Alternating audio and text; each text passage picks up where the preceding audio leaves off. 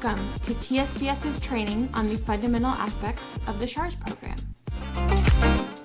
In this training, we will cover a basic SHARS outline, annual written notification, parental consent rules, and third-party liability. The acronym SHARS stands for School Health and Related Services. SHARS is a Medicaid program that allows school districts to receive federal reimbursement for certain health-related services as they are provided to students. There are 4 main requirements that a student must meet in order to be eligible for the SHARS program. The student must be under 21 years of age, enrolled in special education within your district, Medicaid eligible, and services must be documented in the student's IEP. Please note that TSBS provides our clients with Medicaid eligibility information through their electronic billing system. There are certain requirements that a district must meet when participating in the SHARS program. One of those is the annual written notification. Prior to accessing a child's or parent's public benefits, a district must provide written notification to parents. This includes a statement that personally identifiable information may be disclosed, the purpose for that disclosure, and the agency to which the disclosure may be made. A statement that the parent understands and agrees that the public agency may access the parent or child's public benefits or insurance to pay for the SHARS services. A no-cost provision that states voluntary participation will not decrease lifetime benefits or incur out-of-pocket expenses. A statement that parents may withdraw consent or disclosure of the child's personally identifiable information at any time. And a statement that the withdrawal or refusal of consent does not relieve the district of its responsibility to ensure all required services are provided at no cost to the parents. Annual written notification must be supplied every year. Written notification must be provided to a parent before obtaining the one-time written consent. For audit purposes, a copy of the annual written notification should be kept in each student's folder. SHARS providers are expected to be able to explain what the annual written notification is to parents. During recent audits conducted by TEA, selective SHARS providers were asked by auditors to describe the annual written notification along with its functions. This is why it is important that everyone is informed of the annual written notification.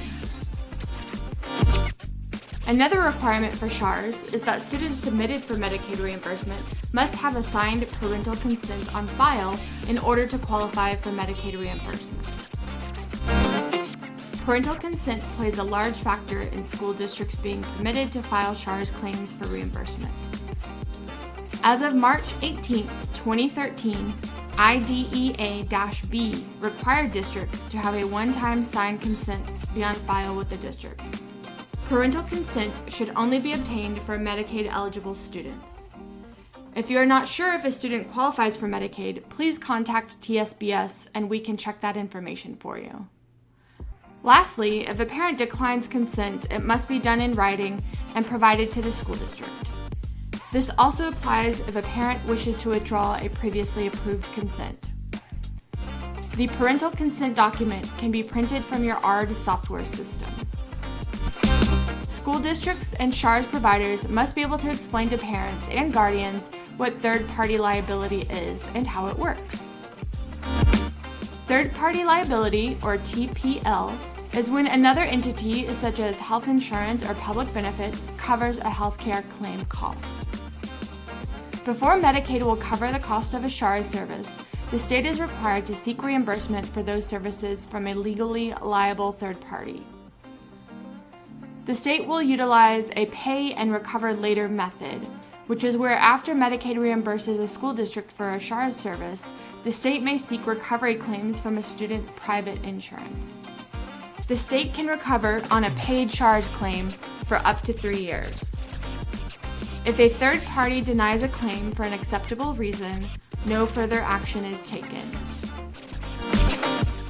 Parents and guardians of students receiving SHARS services should never expect to pay out of pocket or receive a bill.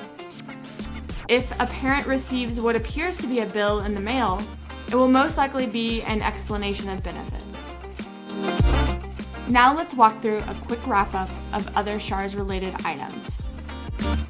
First, it is recommended that district practitioners document sessions for SHARS services rendered at the time of service or shortly thereafter to maintain an accurate medical record. Documentation of services must occur within 7 days of the time of service was rendered. There is no exception for weekends or holidays. Next, SHARS states that school districts have a deadline of 365 days from the date of service or 95 days from the end of the federal fiscal year to submit claims for processing. Failure to adhere to these deadlines will result in denied claims. Lastly, all August and September claims must be submitted to TSBS by December 1st for processing.